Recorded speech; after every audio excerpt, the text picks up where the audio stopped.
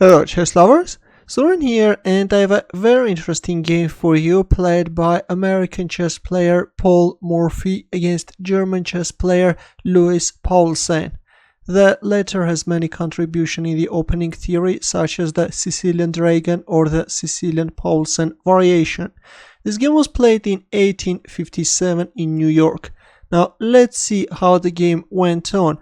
Morphy had white pieces and he started with e4, c5 by Paulsen. Black goes for Sicilian defense, knight f3, e6, d4. We see the open Sicilian and bishop c5.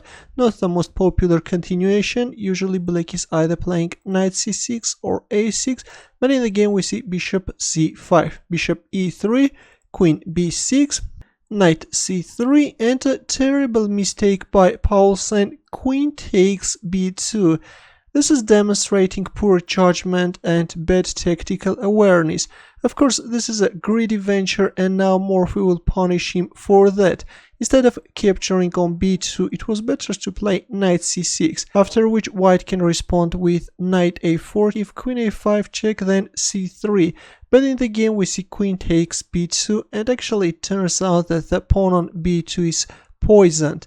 Knight b5 was played. By playing knight b5, white created three dangerous threats. Right now the bishop on c5 is hanging, there is this knight c7 threat, and also white is threatening rook b1, trapping black queen.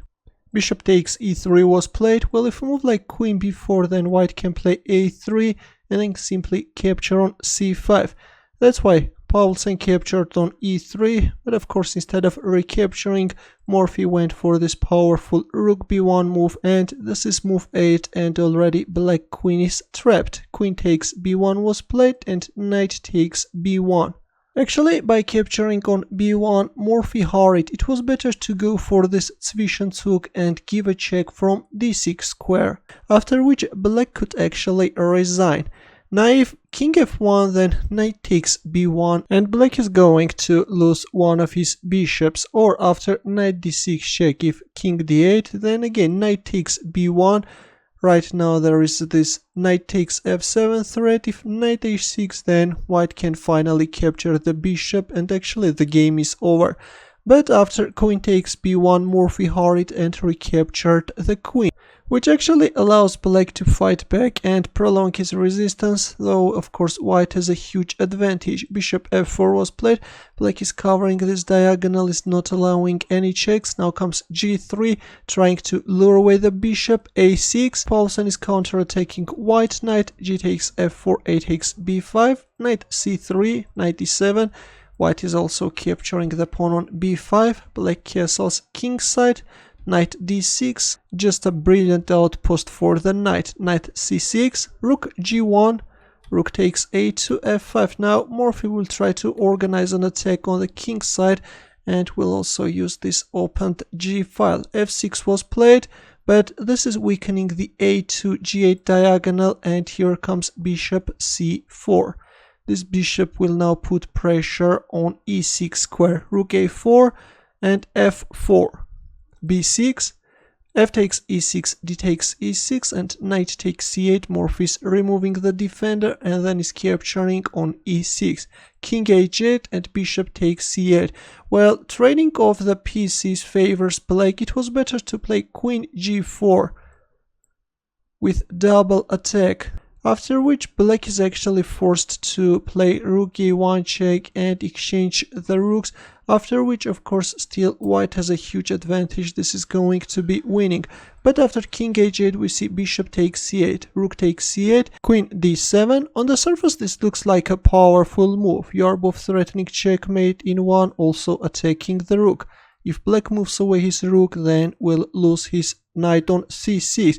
But it turns out that this is a fatal mistake and allows black to equalize the game. But Paulsen didn't use his chance and played knight e7. It was better to play rook takes e4 check. Now you can't play king d1 because of this rook d4 check. or even rook d8 is winning, or if a move like king f1 then knight e7. And though white has a slight advantage, but this is going to be very hard to realize and black can fight for a draw. But instead, after queen d7 we see knight e7, which is losing on the spot. Queen takes e7 was played. Black was hoping to win the rook on g1 square, but black overlooked the fact that black has a back rank weakness. King f2 was played, rook takes c2 check, and king e3, after which Paulsen resigned. Right now there are several threats, and if rook a3 check, then king d4. Of course, black can give several checks, but in the end of the day it's over. White is winning. That's why after king e3, finally Louis Paulsen resigned. Though there were some inaccuracies in Morphy's play, but this was another instructive game where Morphy demonstrated how to punish your opponent for his greediness. Thanks for watching. Here are more suggestions for you, and for more games don't forget to subscribe to my channel. I will see you in the next video.